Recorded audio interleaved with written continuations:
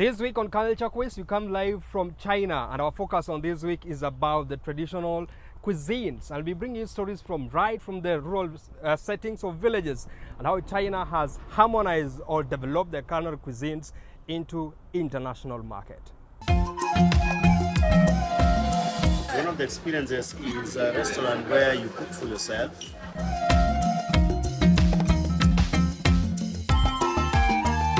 This is a serious cultural tourism.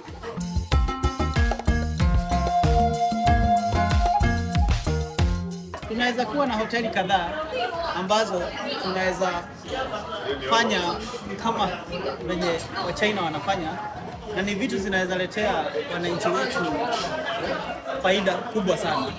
I think for us as a country, it is a matter of not just displaying our intangible cultural elements, but enlivening them, bringing them to life in order that our people can enjoy and they are transposed back into time. It touches their heart, it touches their souls, and that is the very basis of intangible cultural heritage.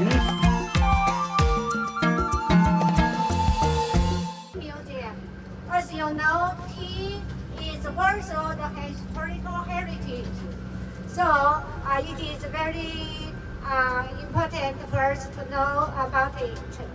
As you know, here is the tea college before, and the founder is a tea businessman from Taiwan. So we should know something about the tea. And today, this morning, we visited the tea museum, and we will visit the tea exhibition hall, and we will appreciate some tea shows, tea ceremonies.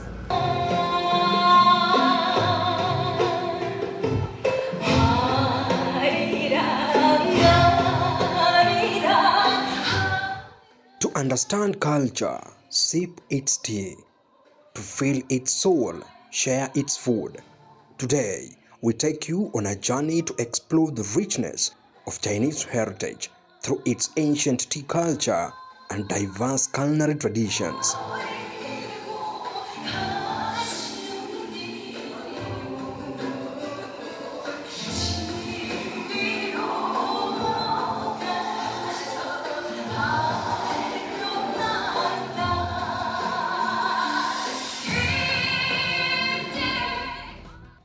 In the heart of Zhuangzi, Fujian, lies the Temple Tea Museum, the world's largest tea museum.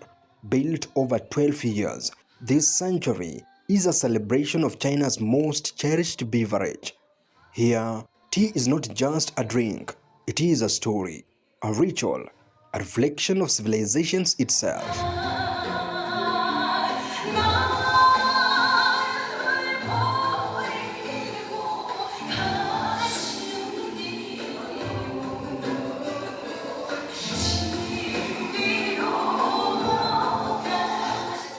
During our visit, we experienced a vivid reenactment of traditional tea ritual, complete with ceremonial songs, graceful dances, and the elegant art of tea serving. It is an immersive encounter with the living heritage, where every gesture, every note, and every sip reflects centuries of tradition and cultural pride. In this country, the Bai tea making process has been enlisted by UNESCO as an intangible cultural heritage element. It may sound something very mundane, just the tea making process. Few people would hardly think of the importance of that. However, that is informed by long history, long traditions of tea making in this country, and because of that, and that has been documented, it is part of Chinese intangible cultural heritage that is recognized by UNESCO. As a country, we have various processes that we need to also consider.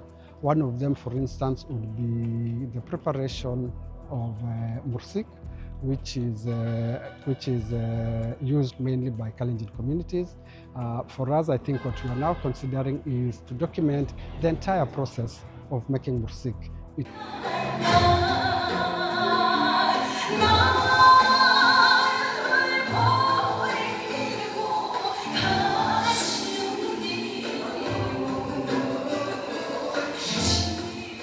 Legends trace tea back over 4,000 years.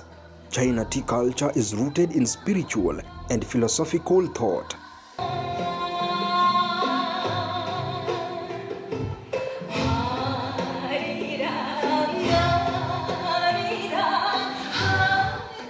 Over centuries, the art of tea evolved, with roasting innovations, ceremonial technique, and symbolism tied to moral refinement.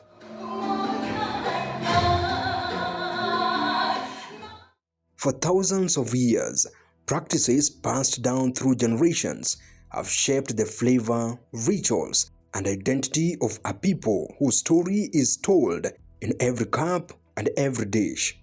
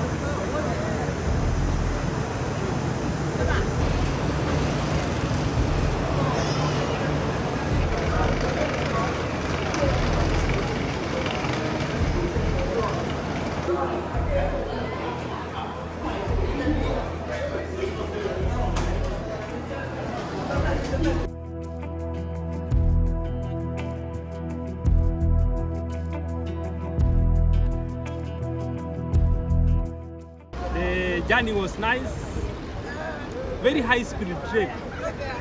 Machine that ndege.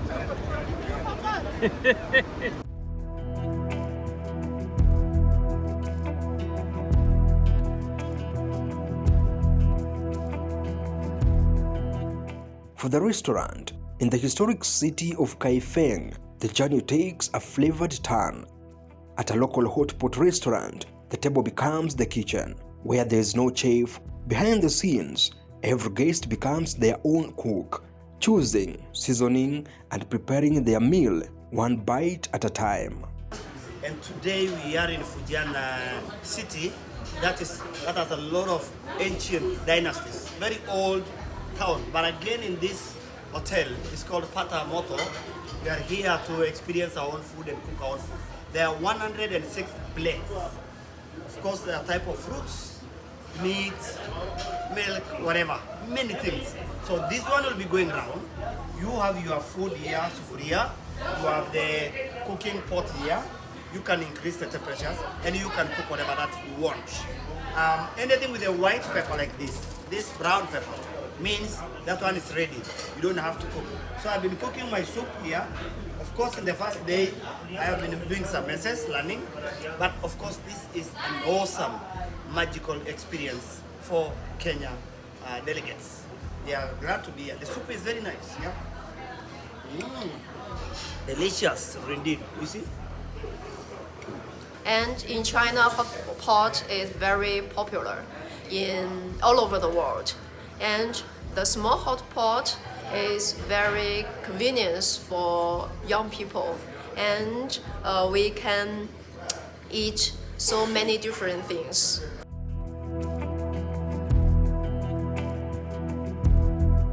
Chinese intangible cultural heritage lives on in skills, stories, and symbols. Every generation preserves its legacy through craftsmanship, music, dance, and tea. Nafurahi kuwa hapa kwa sababu wametupa uhuru wa kuchagua vyakula tunavyopenda ambayo kwa kweli si kawaida. Tumezoea kupakuliwa, leo tumeingia wenyewe jikoni, tukapika wenyewe kila tunachopenda na nafurahia.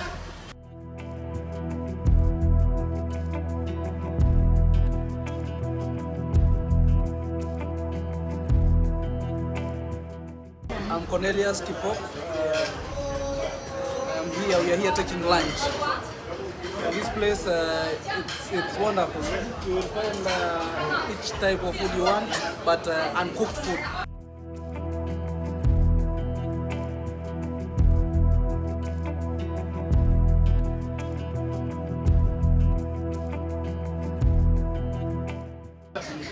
an amazing cooking and serving food for yourself.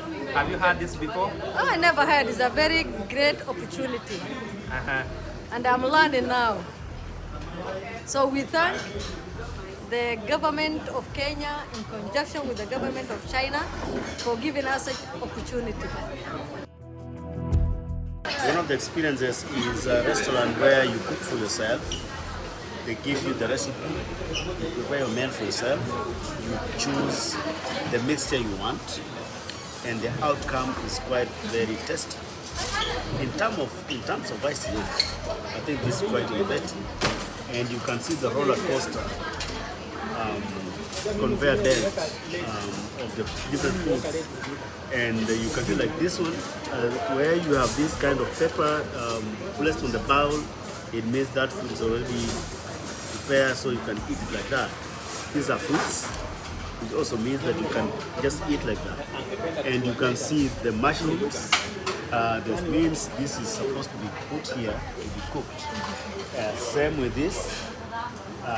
This is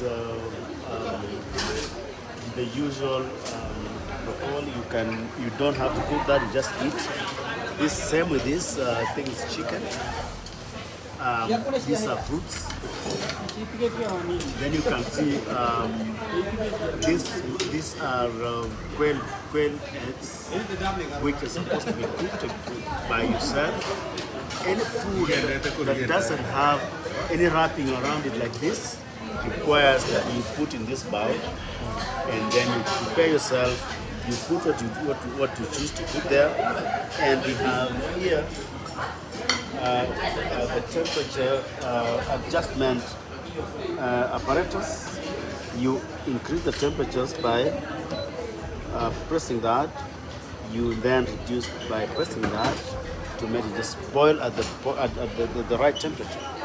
This is quite an interesting experience for us. All of this kind of innovative thinking in Kenya, Nairobi, Kisumu, Mombasa, our county cities, I think we can go places. This is quite innovative, and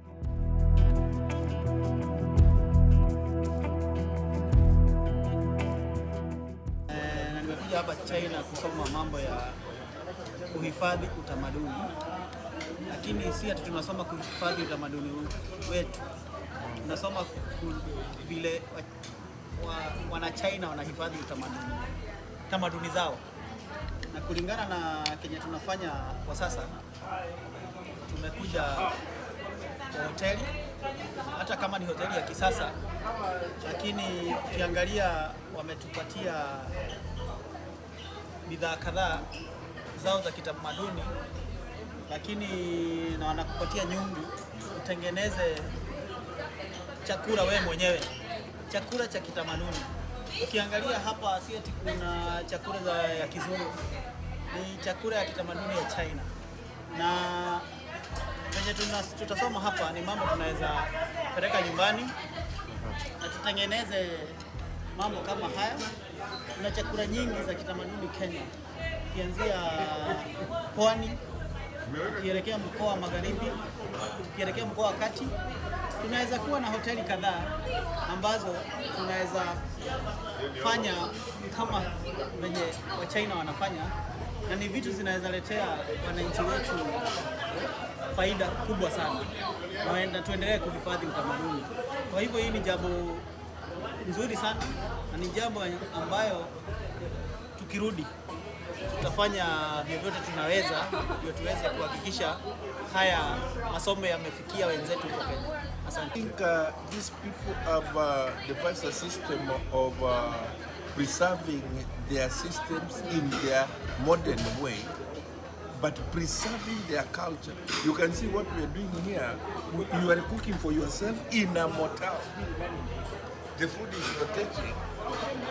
Cultural food is rotating. You choose your piece, and you know this is a serious cultural tourism. Serious cultural thing. You can see what is passing here is a raw vegetable. You cook here for yourself. You can see meat is passing. You cook yourself. They have given you all the... This is a very good idea, and it exposes you to a lot of things. One, there is an experience of you knowing the foods in details, and this is something which can be borrowed in Kenya. And we urge our Kenyan population, if they can learn out of this trip, it can be a good thing. And we urge the government to promote any little idea that a Kenya has, so that it can lead to employment, it can lead to income. Like right now, we are in a restaurant, we have paid, the money which has been paid here is a lot of money, but we are cooking ourselves, an experience, and it's also train you in a disciplined way. Somebody knows, even now with the CBC program, this is something which can be done to the kids.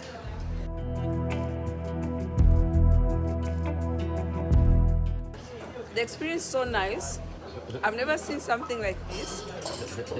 And I think if we put one in our country, then all the tribes can enjoy their food in one sitting. In Kenya, we have a lot of aspects that touch on intangible cultural heritage, which I think we have not really fully exploited.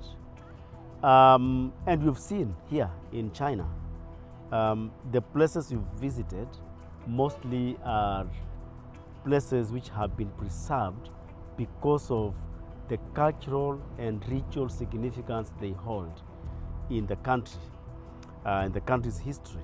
Tourism in our country, I think we are focused more on the hotel industry, national parks, the beaches.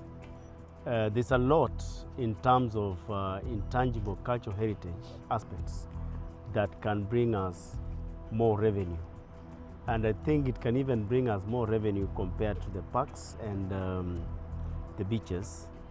And remember, most of tourism around the world is about culture. People travel to go and see other people. You cannot just go see the beaches if there are no other people that side. You cannot travel to go see animals where there are no other people. So it is people who attract other people. So tourism actually is about culture. We visit other places, we go there and we cannot go hungry. We go and test their foods. We go and test their... The delegation for Kenya's intangible cultural team embarked on an immersive journey through China, exchanging knowledge, culture, and a shared appreciation for tradition. This cross-cultural dialogue bridges two ancient civilizations rooted in respect for tradition, nature, and human connection. But even for us as Kenyans, we can easily reenact what transpired during the Omani Portuguese Wars in a place like Jesus. Make it very attractive for visitors to come and experience that. Where we are at the moment is at the Hot Pot restaurant. We are learning more on Chinese culinary delights. We are cooking for ourselves, we are experiencing the different varieties of food, and I think it's a new experience. So I think for us as a country, it is a matter of not just displaying our intangible cultural elements, but then living in them, bringing them to life in order that our people can enjoy and they are transposed back into time. And I think it's a great experience. The Kenyan government, Chinese government have done great through their bilateral collaboration on matters culture, and we look forward to deepening this to cover all other areas of our heritage. In terms of intangible cultural heritage, I would love to say that China is at another level, especially on its gastronomy or culinary heritage. We have had an experience of preparing our own food today, looking at the different food varieties that they're giving and how best one can prepare his own meal. So this is really good, especially when you talk about, transmission of ICH from not just generation to generation, but even to people across the continents. I think this is very, very, very good and very interesting. I love the whole idea of people preparing that what they want to eat, because of course it touches their heart, it touches their souls, and that is the very basis of intangible cultural heritage. Also, we also need to to try and use the young people, develop packages that the young people can appreciate. Once they do appreciate, they are the ones who are usually using the social media a lot. Now, once they appreciate those products, the cultural product, they can now start to market the product. So, if you have a structured way of approaching that, starting from mapping, documentation, then we come to validation, because in each and every practice, we also need to partner, as China has done, partner with universities and scholars so that they can be able to validate, and also community inheritors. They are calling them community inheritors. Those are the people who have the cultural knowledge, and they pass that knowledge now to the young people.